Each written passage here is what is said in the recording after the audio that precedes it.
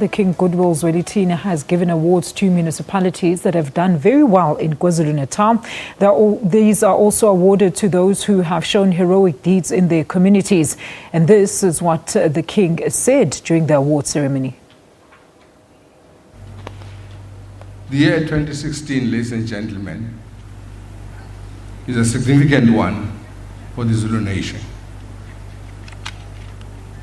It marks one significant historical epoch in the life of this great and respected nation.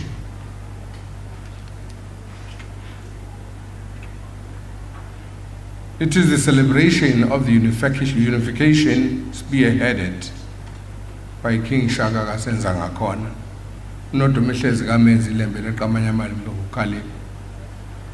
Udlondlo lwandaba luthile lwalibezonzo beliyadla libekisihlange emadolweni. Uhlanyela ukuthi kwaDukuza. It was through King Shaka that the Zulu kingdom became a world historical force. The heritage of King Shaka and of the kingdom, of the Zulu kingdom, does not belong to Zulus alone.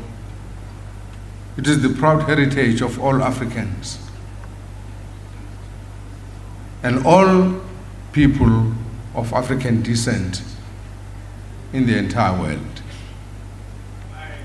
You know, Mrs. Gamenzi reigned for barely 12 years, yet he is one of the most compelling figures in all world history.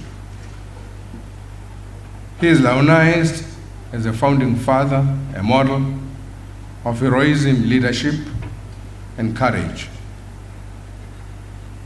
To all Zulu people, he is the greatest ancestor. So, ladies and gentlemen, in celebrating Zulu unification, the nation does not only celebrate Mrs. Gamenzi's legacy, but also pay homage to all those who were under his leadership and who were inspired by him and dedicated their lives so that a nation might live. It is against this background, then, that I decided to launch the Zulu Kingdom Orders, aimed at recognizing individuals and institutions who contributed or continue to contribute towards promotion of cultural heritage and unity. This is what King Shaka stood for. Among worthy recipients are Zulu, forces and civilians in times of wars. These are gallant heroes of yesteryears who sacrificed their lives so that a nation and the kingdom can live. My brothers and sisters, distinguished guests, ladies and gentlemen, it is true that history revolves. Hence, we now have new battles to face as a nation. As history revolves, it begot new leaders, heroes, and regiments. Our new heroes and regiments are thousands of young girls who every year, without fail, grace the Enyogeni Palace. Revived in 1984 by Umkhosi Womhlanga, has become a popular cultural heritage and tourism attraction, which lures thousands of tourists, both domestic and international audiences. This spectacular ceremony has not only caught the attention of people all over the world, but has brought in a sense of pride to the people of KwaZulu-Natal for their rich culture and heritage. In 2004, the United Nations Human Development Report correctly recognized that identity and culture were important national matters which, when not clearly articulated or handled, could increase societal tensions and stunt national reconciliation and success. The report also recognized that people are more assertive in demanding respect for their cultural identities. Often, their demands are for social justice, greater political voice, recognition, and respect.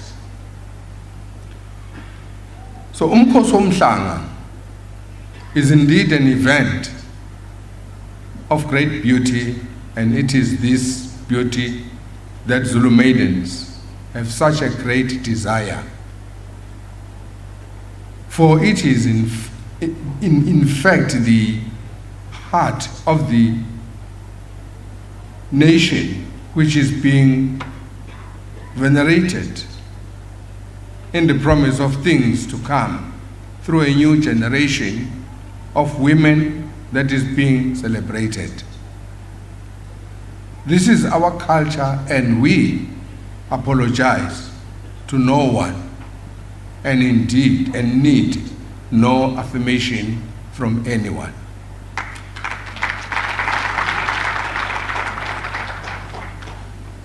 So, esteemed guest, in an ever-changing world, preserving cultural heritage is not an easy task.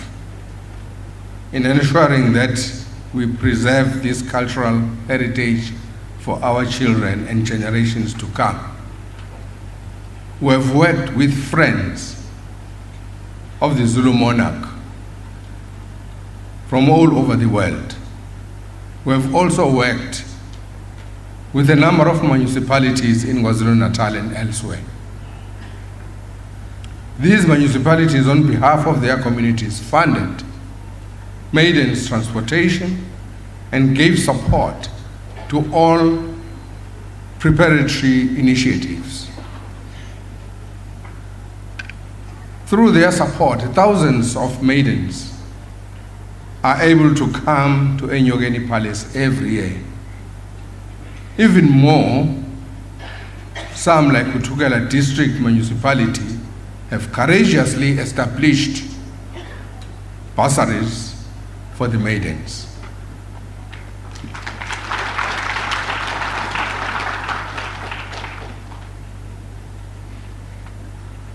For all these immeasurable efforts and gestures of compatriots and friends, ours is to remain eternal grateful. We salute all our recipients. All have contributed to preserve our cultural heritage, which sometimes we feel it is endangered. So by the power vested in me as the head of the Zulu nation and the monarch of KwaZulu-Natal, I now confer the order of King Zwelithini to the municipalities distinguished indicated. And they shall henceforth be honored and esteemed members of the orders. I thank you.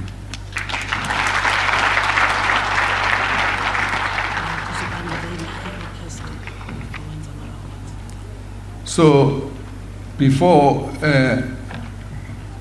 I hand over the orders, I would like to take this opportunity to unveil the instruments that I think it's going to be very useful, especially to our youth, and to formulate the Zulu Royal Band. in any functions, official functions that the king is, where they are going to lift up the flag and bring down the flag. It's a pity that we don't have defense force, but there is my Royal Defense Force. Can my Royal Defense Force stand? Amabutho awasukume.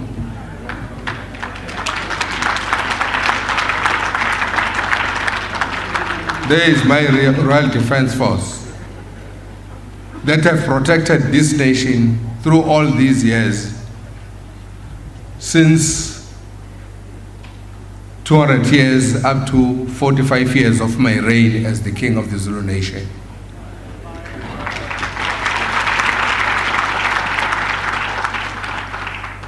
But the band will take off its toll when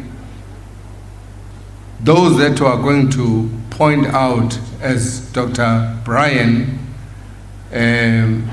Tusi, whom actually I've assigned him to be of assistance in training of the Royal Brass Band and other members from the St. John's who are capable to give training, because different type of music, hymns,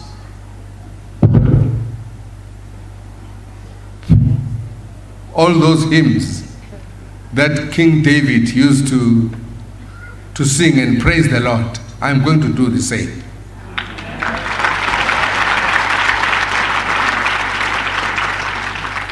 I think it's high time now the Zulu nation must get closer to me, because God speaks to me.